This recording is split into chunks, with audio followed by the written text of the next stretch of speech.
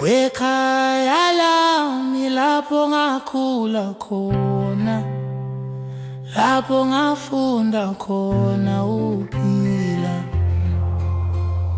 Ikhaya lami ngiyalikhumbula, lapho ngakhula khona, lapho ngathola khona uthando, lapho ngaba yindoda khona. Ikhaya lami lingumthombo wami, lingifundisa ukuphila.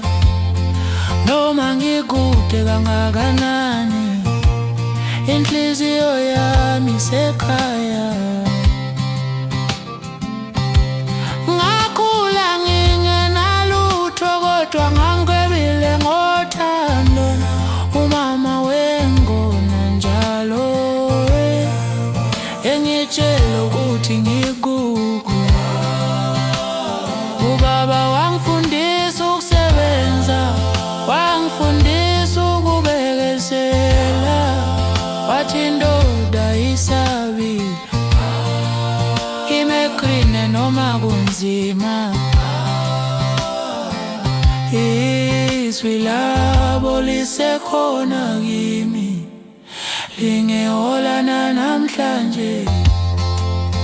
Ngibula ngihlala ngaphandle, ngigijima nabangane bami, ngihlezi eduze komlilo ebusuku, silalela izindaba zabadala.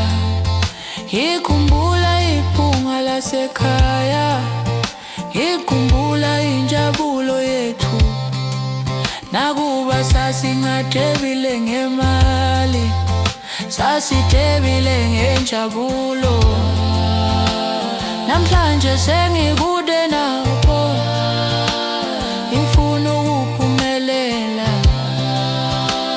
ngifuna ukubabonga ngakho konke abanginika khona. Ngoba konke engikho namhlanje kuvela kubo. Ikhaya lami liyohlala liyingxenye yami. Ikhaya lami liyohlala liyingxenye yami, liyohlala liyingxenye yami, liyohlala liyingxenye yami, liyohlala liyingxenye yami, liyohlala liyingxenye yami, liyohlala liyingxenye yami, liyohlala.